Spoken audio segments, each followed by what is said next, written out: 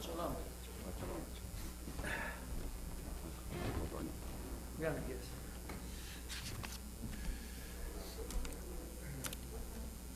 Shabbat Shalom. Rabbi Ain is on a well-deserved vacation, and today we have the privilege to hear one of our own to deliver the Var Torah. I call upon Bernie Allen to come up and tell us what he thinks. And by the way, today's Var Torah talks about voluntary donations. It's the first time that Moses and the Torah calls for voluntary donations. So there's precedence when I ask for some geld. Anyway. You hit the nail on the head. I didn't know that. Do you need this? Shabbat Shalom. I have to make a confession. I did speak to Rabbi Ain last week before she left, and she warned me that the parsha this week of Teruma was not the easiest one that we're dealing with. But she said, make sure whatever you say, you tie it all in. So I'm going to try to do my best.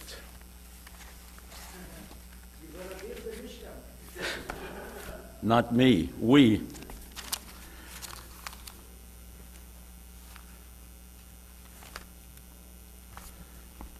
Before we begin looking into Pasha Truma, I would like to begin by telling you a little bit of my history. I was born on April 27, 1930, in Brooklyn, New York. My understanding and involvement started in September 1939 when I was a 9-year-old boy listening to the radio with my father and mother and heard that the Germans invaded Poland and World War II started. We spoke about this at the school I attended, and especially at our youth programs that were held at my temple, the Ashford Street Junior Congregation in Brooklyn. I'm not sure if I was 12 or 13 when I joined the Zionist organization and learned more about what was happening to the Jews in Europe. One of my lasting impressions of heroic Jewish acts was the Battle of the Warsaw Ghetto, which always remained with me. In 1945 or 46, the Zionist organizations protested the occupation of Palestine and their policy of not permitting legal immigration to Palestine. I suppose this was the time I had my first encounter with the New York City Police Department. One evening, our group picketed the British Navy that was being honored at the Park Avenue Armory, and police on horseback started hitting the protesters. Of course, I was one of them that got hit on my backside.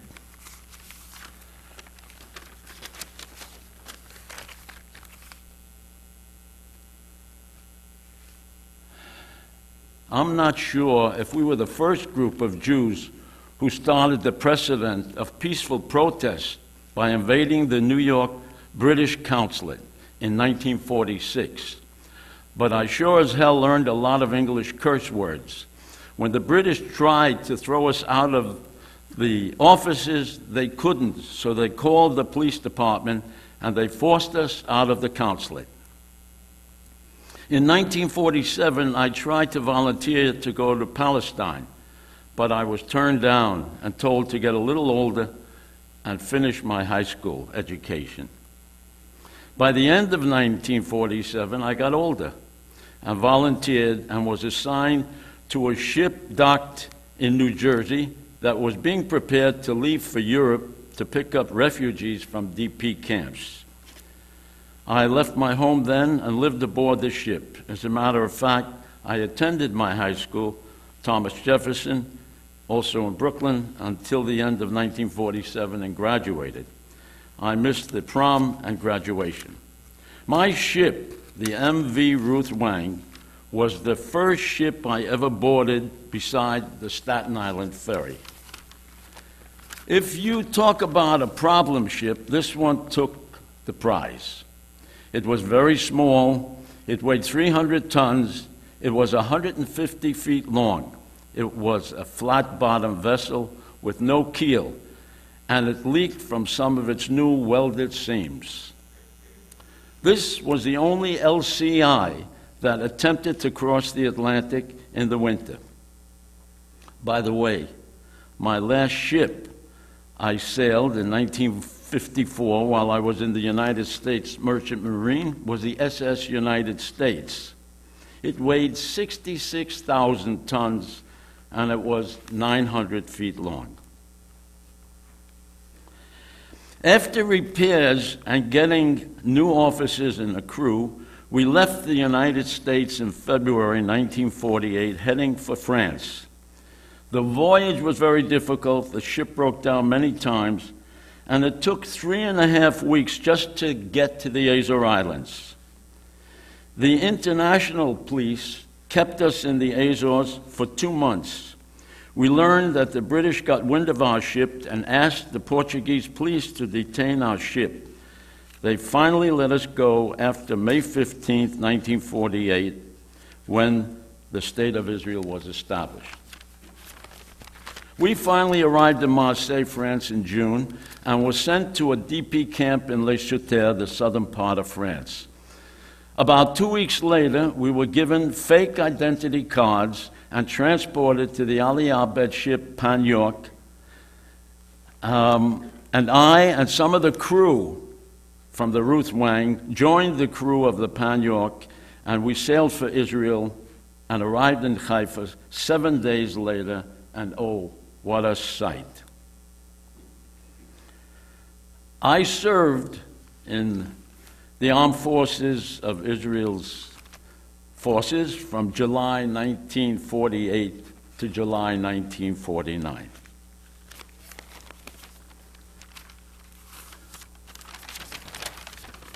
I was drafted in the Army as soon as I arrived and was sent to Tel Lidvinsky. After training with broomsticks, we had no guns for training. I was transferred to the Israeli Navy in Haifa. From the Navy, I was transferred to the Mossad Aliyah. Having been a crew member of the SS Pan York, I was assigned to that ship. During the time I sailed on the Pan York, we brought from Europe and Cyprus approximately 25,000 people, Holocaust survivors, displaced persons, Eastern European Jews, Moroccan Jews, and volunteers from foreign countries. I served in the Israeli Armed Forces until July 1949. I'm a member of Machal, also known as the American Veterans of Israel, and a past president.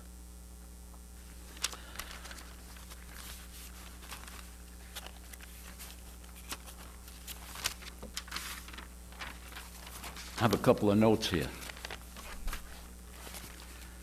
The rabbi warned me about Pasha Truma, and she said, whatever you do, don't worry about it. I'm on vacation. There shouldn't be any problem. Just make sure that you mention Truma a few times. Well, I told the rabbi, you gave me a very, very difficult parsha, and I need some help. So she gave me 4 reference books. And I confess, I went through all 4 of them, including reading the parsha this week in the Chumash, and I came to the conclusion that I really didn't have too much knowledge about what took place then and why it took place, but I finally found something in one of her reference books, and I would like to read you a part of what was written here, and this, in my opinion, straightened me out, and I hope it straightens you out on what Truma represents. This was written by a Rabbi, Maya Kripke, and he made comments on all of the Parshot, and this is the one he did for Truma. I am led to this discussion of Jewish values by our Sedra. The Torah narrative has it that the children of Israel were told to bring gifts, Truma, offerings for the sanctuary that was to be built, precious metals, furs and fabric spices, semi-precious stones, etc., etc. Jews have been taught ever since generation after generation that wealth was held only in stewardship, for the whole earth is mine. Jews were admonished in the Torah further to look after the poor with outright gifts, with no interest loans, with produce left purposely in the fields for the poor to gather as of right, tzedakah, which we translate poorly as charity, which actually means righteousness. The history of philanthropy in the United States, I'm told, includes the telling fact that community chest and United Way campaigns follows patterns set up by Jewish communities for themselves, since Jews were so far ahead of the general populace in ideas of raising monies for worthy purposes. There is a noble history behind this. Jewish religious values include an approach to the world, to wealth, and to one's neighbors that should make us proud.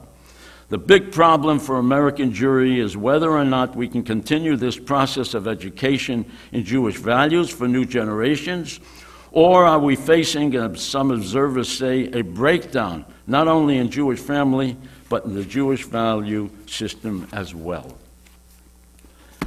I try to figure out why in the Parsha the opening sentence was, as you're all very familiar with, because you all looked at the Chumash when you came here, Vayedaber Adonai el Moshe lemor. Daber b'nei Yisrael v'yikchu li truma, me'ed ki ish asher yedebor libo likhu et trumati. What do we mean by truma? Was truma an option? Was it something that the Jews in the desert could give their gold, could give their silver, could give their fur, whatever they had? Or were they obligated to give it? And of course, the Torah tells us that the meaning of truma is really an obligation. You have to do it. So now I go back to what I just read you, and I want to make a kind of a comparison of tzedakah and what the difference is. The word tzedakah, as the rabbi explained before, comes from the word tzedek, which is justice. And tzedakah doesn't mean you are forced to give, but you give it from your heart, and you give it because you believe in the causes that are worthy and beneficial to all of us. So what I decided to do was to pick out one particular organization that I feel would be very, very important for us as members of this congregation and of the Jewish community, and why I feel that this is something that we should all of us, be involved with, aside from the 40 or 50 organizations that you know about, the United Jewish Appeal and Magen David Adom and Hayaz and The Joint and Soldiers' Welfare. There are at least 40 or 50 that we do know about. This organization is called Birthright Israel Foundation. Believe it or not, this organization was set up about 10 or 12 years ago. I'm not sure about the date. And last year, 40,000 youngsters from colleges all over the United States, with 56 other countries participating, went to Israel. This organization, Birthright Israel, paid the fare, the upkeep, and all the expenses that were needed to accommodate these youngsters. There are 400,000 youngsters who have already been to Israel. Of the 400,000 that went, 90% still maintain a relationship with someone or some organization in Israel. The cost to send one youngster to Israel is $3,000. A bus, the staff, the accommodations for a group that are being sent, because there are many groups that go, is approximately $120,000 per trip. Why do I mention this particular group? I'm very proud and happy to say that my grandson participated in this, and he is one of the 90,000, or 90% actually, who are still involved with family, friends, and organizations in Israel. And since his going on birthright, he made 2 trips to Israel. And therefore, I would like to encourage all of you to put this on the list of the other 50 organizations, and I'm sure you all have organizations that you support, that you should seriously think about supporting this organization. Rabbi Aim warned me not to speak too long, so I know we got a Kiddush going soon and the hour is moving along.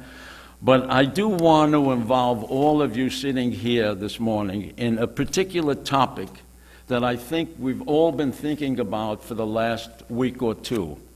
And I love your comments. According to Rabbi Ain, she said, do whatever you want as long as you hit Truma. So I did hit Truma. And now the rest is up to me.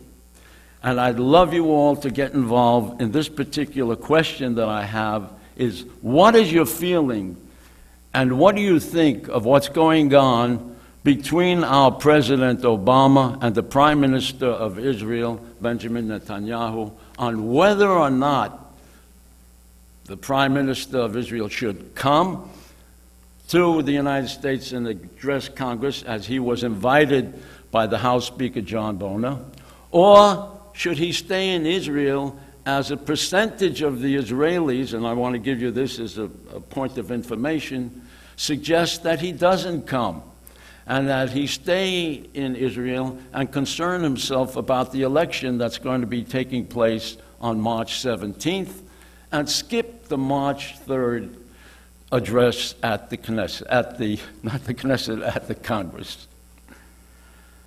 I wanted to give you a little bit of facts of what's going on in Israel, but I'm sure you're all aware of it. I'm sure you realize that the Israeli Knesset needs a majority of 61 votes in order to be able to govern.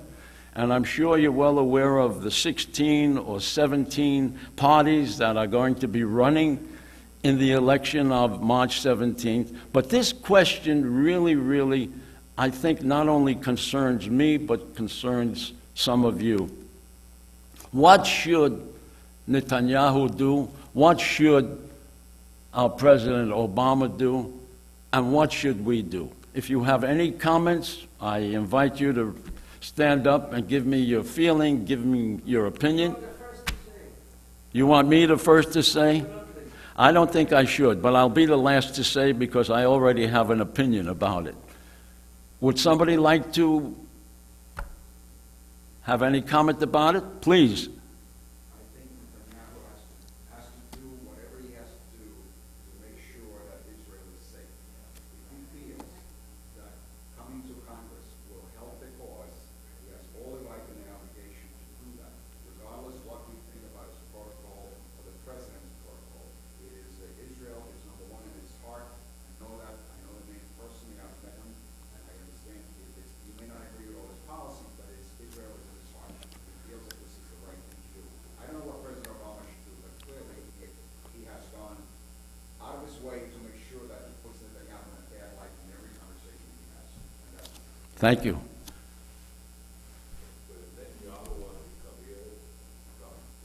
Louder.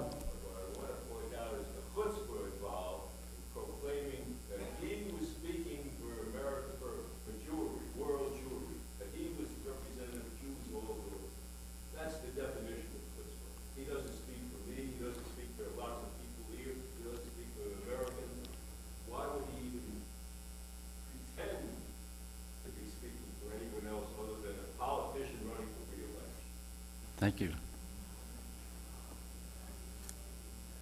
Yes.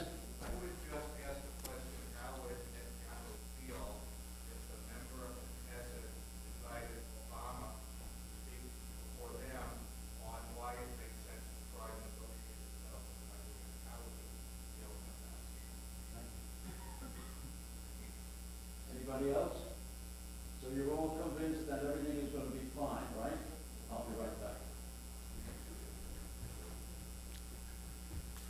Dov asked me what I thought about the situation, and I have truthfully studied this very carefully, and I've spoken to Israel in the last week about 4 times to some family members and some people who are aware of what's going on in Israel.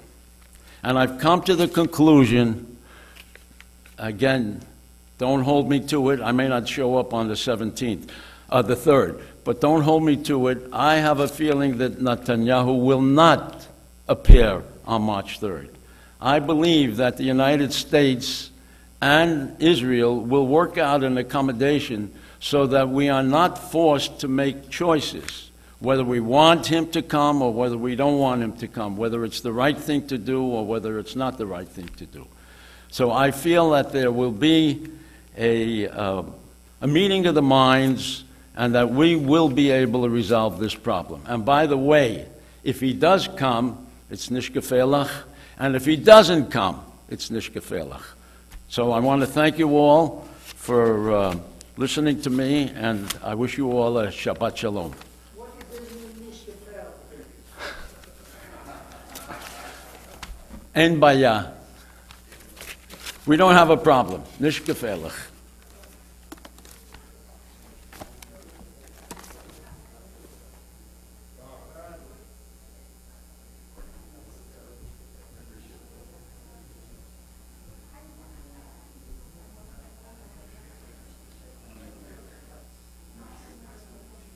Thank you, Bernie.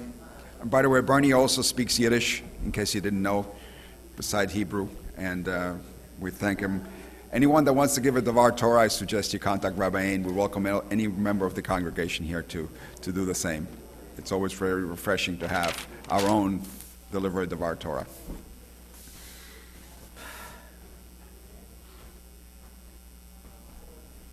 Please rise.